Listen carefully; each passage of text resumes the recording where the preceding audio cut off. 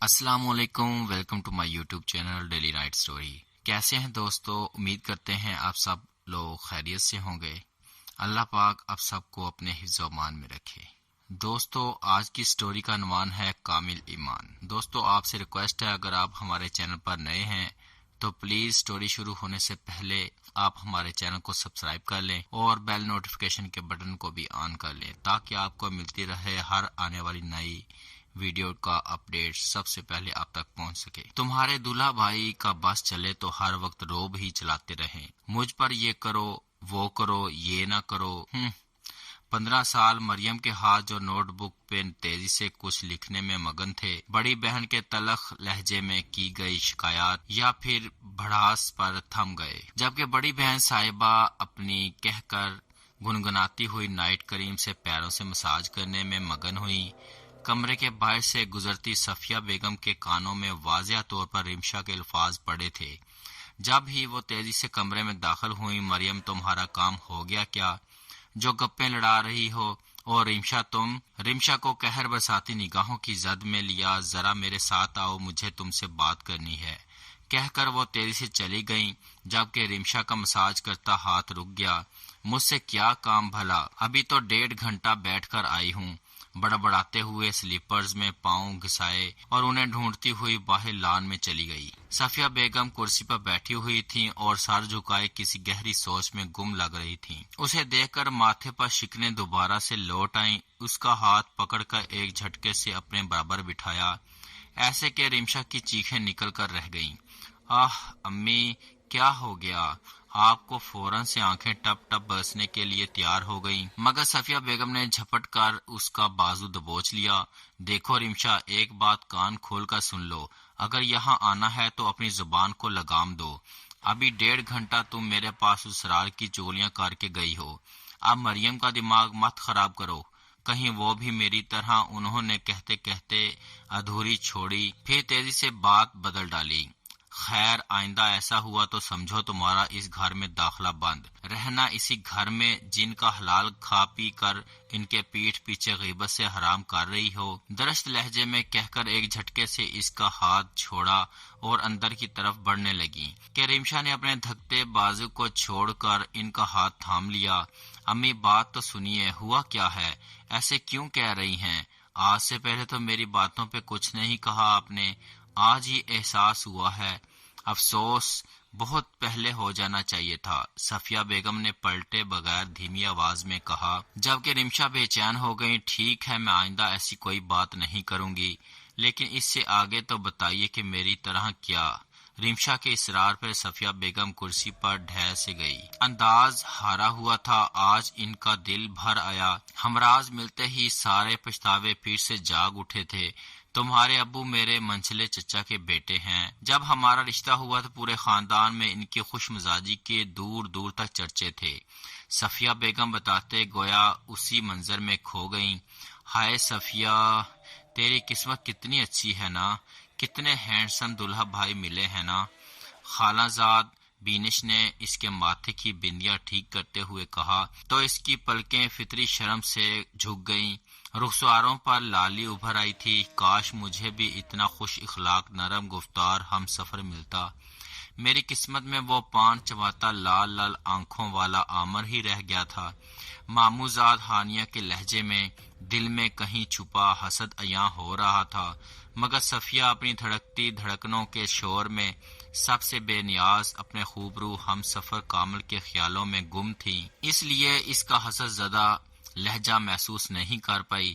ویسے تو ہانیہ اس کے نکاح سے پہلے عامر کے ساتھ منگنی پر اترائی پھرتی تھی، لیکن جب سے صفیہ کے لیے کامل کا رشتہ آیا تھا، اسے عامر سے اللہ واسطے کا بیر ہو گیا تھا۔ عامر کی خوبیاں بھی خامیاں لگتی جو تھیں، اور گنی چنی خامیوں میں سے سب سے بڑی خامی اس کا پان کھانا اسے بہت چبھنے لگتا تھا۔ مگر اسی ہانیہ کے خیالات صفیہ کے نکاح کے پہلے کچھ اور تھے۔ عامر ایسے پان کھاتے کسی فلم کے ہیرو لگتے ہیں۔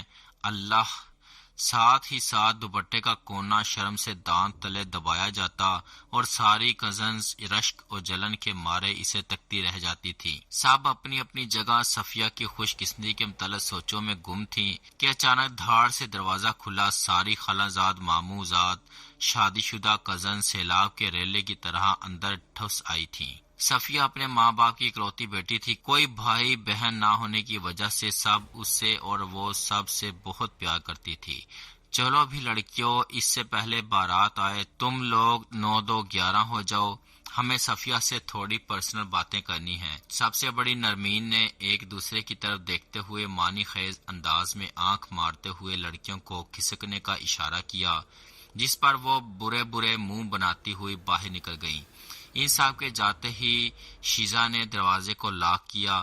دروازہ لاک ہوتے ہی سب اس کے قریب گھیرا ڈال کر کھڑی ہو گئی تھیں۔ اللہ، ایسے کیوں دیکھ رہی ہیں آپ سب مجھے؟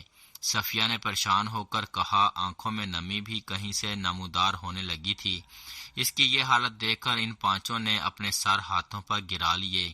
میری معصوم شہزادی، اگر یہی انداز تم اپنے سسرال لے کر گئی تو سمجھو اگلے دن تمہارا جنازہ ہی نکلے گا وہاں سے۔ نرمین کی بات پہ صفیہ کا رنگ لٹھے کی طرح سفید ہو گیا۔ اس کی روتی آواز پہ وہ پانچوں ایک دوسرے کے ہاتھ پہ ہاتھ مار کر ہنسنے لگی۔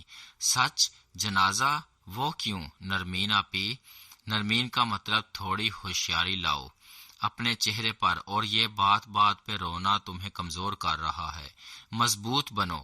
شیزا کی بات پر وہ کھلکھلا کر ہنس پڑی۔ اوفو شیزا آپی، میں کون سا جنگ پہ جا رہی ہوں؟ کیا ہو گیا ہے اکیلا آپی آپ کو؟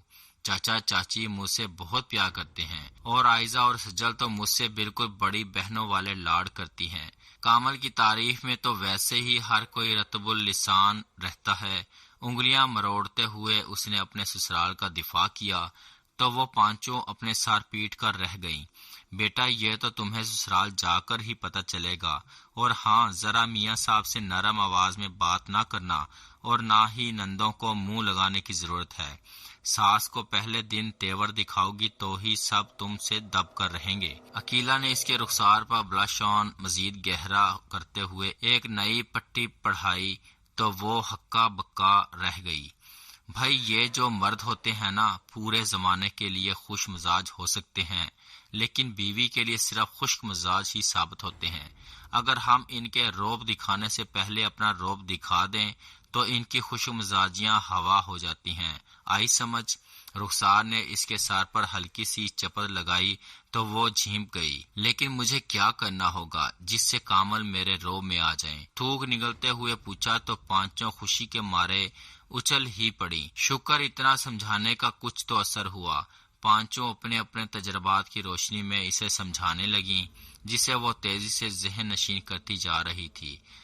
السلام علیکم، بہت پیاری لگ رہی ہیں۔ کامل نے سلام کے ساتھ چھوٹتے ہی اس کی تعریف کی۔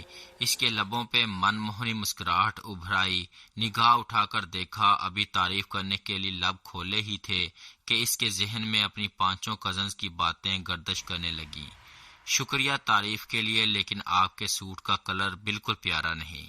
کہتے کہتے نگاہ کامل کے مضبوط ہاتھوں پہ جا رکی، اور گھڑی کی چوائس تو بالکل ہی بیکار ہے، کہہ کر ایک نخوت بھری نگاہ اس کی طرف دوڑائی اور سر جھکائے اپنی چوڑیوں سے کھیلنے لگی۔ کامل اس کی پہلی بات پر حیران تھا کہ دوسری بات پہ تو بھونچکا کر ہی رہ گیا۔ جہاں تک اس کی معلومات تھی، صفیہ اتنی معصوم ہے کہ معصومیت لفظ کی مثال کے طور پر اسے پیش کیا جا سکتا ہے۔ ان کے خاندان میں شرعی پردہ کیا جاتا تھا، اس لیے صفیہ کے متعلق ساری معلومات اسے اپنی ماں بہنوں سے حاصل ہوئی تھی، جو اس کی تعریف ہی کرتے نہ تھکتی تھی۔ یا اللہ، یہ زوجہ محترمہ کو کیا ہو گیا ہے؟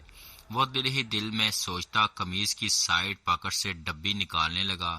آپ کا تحفہ جھجکتے ہوئے ڈبی آگے کی تو وہ اپنی پسندیدہ پازیب دیکھ کر خوشی سے اچھل ہی تو پڑی، پھر ایک دم لب بھینچے، پھر قدرے لاپرواہی سے ڈبیا سائیڈ ٹیبل پر رکھ دی۔ اچھی ہے، لائٹ والی گولڈ کی ہوتی تو زیادہ اچھا تھا۔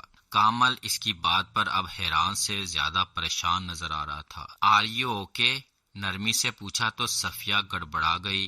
پھر لاپرواہی سے کندھے اچکا دیے۔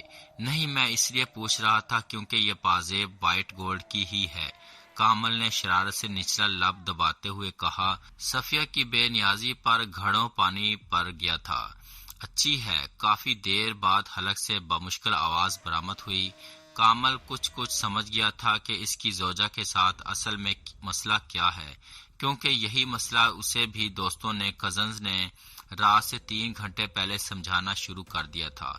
ہائے اللہ، امی کتنی رومانٹک سٹوری ہے، آگے کا بتائیں نا، پھر کیا ہوا؟ صفیہ بیگم سانس لینے کے لیے رکی تو رمشا کا سارا مزہ کرکرا ہو گیا، جبکہ صفیہ بیگم تو لفظ رومانٹک پر ہی جھینپ گئی۔ بتاؤ ابھی یا میں پھر بتاؤں آپ کو آگے کیا ہوا؟ جب عقب میں فوراً کامل صاحب کی شرارتی آواز پہ وہ دونوں پلٹیں، صفیہ بیگم شرمندگی سے اور رمشا جوش سے پلٹیں۔ بیٹا کیا ہونا تھا؟ کرسی گھسیٹ کر بیٹھتے ہوئے کن اکھیوں سے صفیہ بیگم کے شرمندہ چہرے پر نگاہ ڈالی۔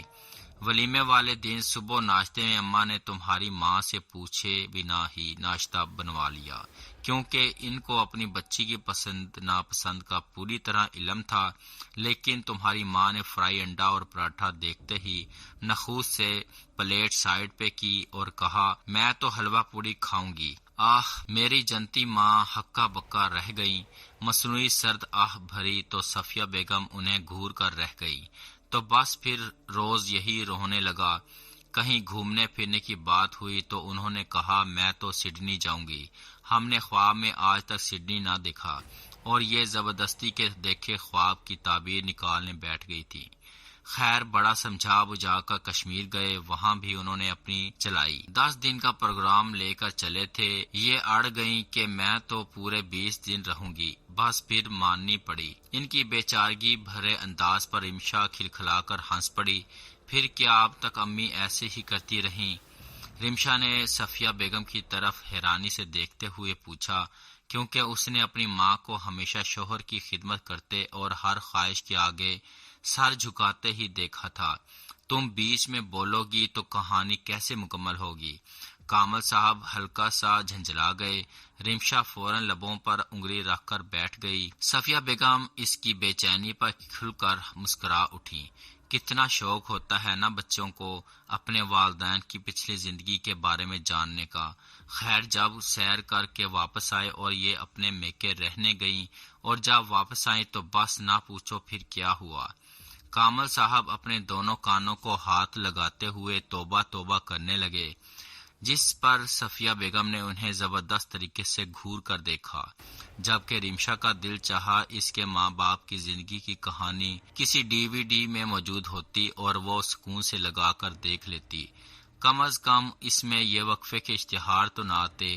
بابا اتنا سسپینس کیوں ڈال رہے ہیں کہانی میں؟ میرا سانس پھول رہا ہے جس کے مارے۔ اس کے روٹھے انداز پر کامل صاحب ہلکا سا قہقہ لگا کر ہنس پڑے۔ محترمہ بھی آپ پر گئی ہیں اور تجسس کے مارے سانس پھول رہا ہے۔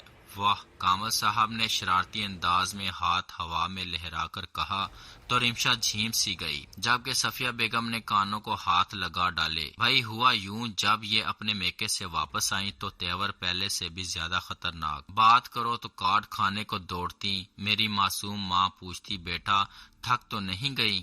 آرام کر لو۔ یہ آگے سے کہتی، تھکے میرے دشمن، میں کوئی بیمار ہوں؟ اللہ معاف کرے۔ یعنی ہر بات کو الٹ کر کے یہ ہمیں الٹائے دے رہی تھی۔ دل تو کر رہا تھا ان کی کزنز کو پکڑ کر سبق سکھائیں کہ وہ ساری زندگی یاد رکھیں، خود تو روتی بصورتی زندگی گزار ہی رہی ہیں، ہماری زوجہ کو بھی اپنا جیسا بنا لیا۔ پھر ہم نے سوچا کزنز کو چھوڑو، ہم اپنی بیوی کے ہوش تو ٹھکانے لگا ہی سکتے ہیں۔ بس پھر ہم نے اماں کے ساتھ ذرا سی پلاننگ کی اور شروع ہو گئے۔ کہہ کر دلچسپی سے سنتی رمشا کو دیکھا، پھر شرارت سے صفیہ بیگم کو آنکھ ماری، گویا کہہ رہے ہوں بتا دو۔ صفیہ بیگم نے بھی بے نیازی سے منہ پھیر لیا۔ اتنا کچھ تو آپ بتا ہی چکے ہیں۔ صفیہ میری بلو والی قمیض کہاں ہے؟ کامل زور سے دھاڑا تو کچن میں برتن دھوتی صفیہ کے ہاتھ سے کانچ کا گلاس ڈر کے مارے گر کر چکنا چور ہو چکا تھا۔ وہ گلاس چھوڑ کر فوراً کمرے کی جانب لپکی۔ پتہ نہیں، میں نے تو یہیں رکھی تھی۔ پھولی سانس کے ساتھ ہکلاتے ہوئے کہا تو کامل نے الماری کا دروازہ دھاڑ سے بند کیا۔ کیا مطلب یہیں رکھی تھی؟ ڈھونڈ کر دو مجھے 2 منٹ کے اندر اندر۔ غصے سے اسے دیکھ کر وہ واپس واش روم کی طرف بڑھ گیا۔ دھاڑ سے دروازہ بند ہوا تو بوکھلاہٹ میں صفیہ کا ہاتھ لرز گیا اور سارے کپڑوں کی ترتیب بے ترتیب ہو کر نیچے اس کے قدموں میں ڈھیر ہو گئی۔ یا اللہ اب کیا ہوگا، ان کو پہلے ہی غصہ آیا ہوا ہے۔ صفیہ لب کاٹتے ہوئے جھک کر کپڑے اٹھانے لگی۔ اسی اثناء میں دروازہ کھلا، نیازی بیگم کی صورت نظر آئی، جنہیں دیکھ کر اس کی رہی سہی ہمت بھی ڈھیر ہونے لگی۔ کیا ہوا کامل، کیوں اتنے زور سے بول رہا ہے؟ کڑے تیور، پیشانی پہ پڑی ان گنت تیوریاں، غصے سے بھرا انداز اور لہجہ۔ یا اللہ وہ بری طرح ڈری۔ امی وہ ان کی بلو شرٹ نہیں مل رہی، روز اس کی کوئی نہ کوئی چیز نہیں مل رہی ہوتی، تم کرتی کیا رہتی ہو؟ ادھر کچن میں الگ تم نے گلاس توڑ دیا، معلوم ہے کتنا قیمتی تھا، کہہ کر نیازی بیگم غصے سے پلٹ گئیں۔ صفیہ کی آنکھیں اشکوں سے بھر گئیں۔ پہلے تو پھپھو فوراً پوچھتی تھی بیٹا گلاس کو چھوڑو، نیا آ جائے گا، تمہیں تو نہیں لگی؟ اس نے پاؤں میں کان سے لگے زخم کو سہلاتے ہوئے دکھ سے سوچا، تم ابھی تک اتنے مزے سے بیٹھی ہوئی ہو، دماغ تو درست ہے نا تمہارا؟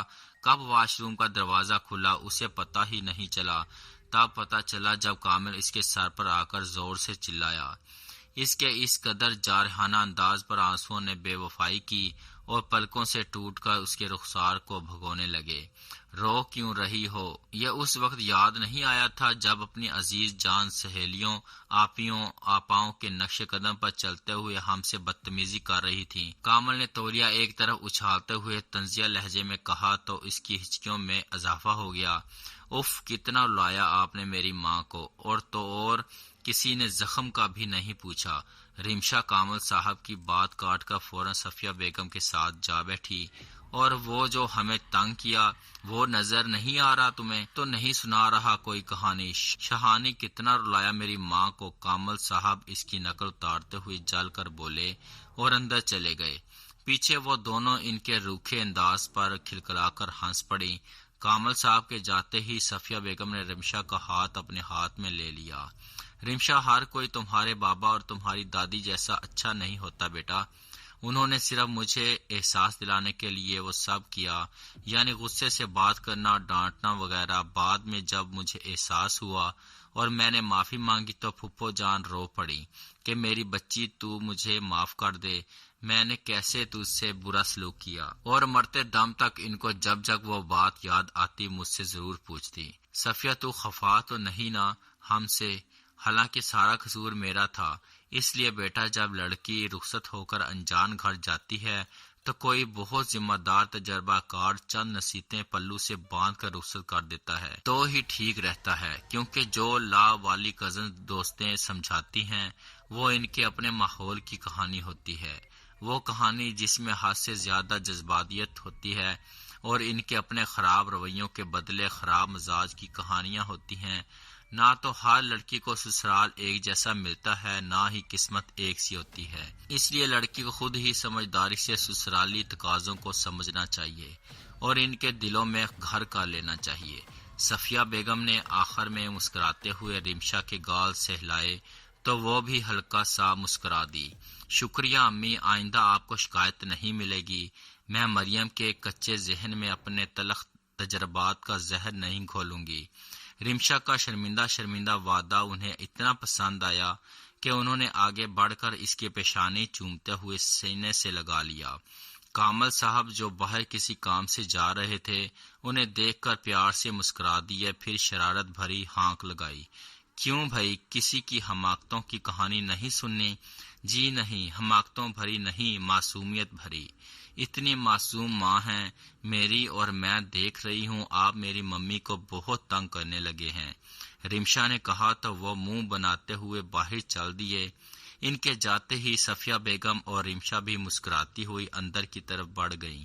سورج بھی ان کی پیاری پیاری اداؤں پہ مسکراتا ہوا ڈوبنے کے لیے لالی میں ڈھلنے لگا۔ یہ تھی آج کی کہانی، امید کرتے ہیں آپ سب لوگوں کو بہت پسند آئی ہوگی۔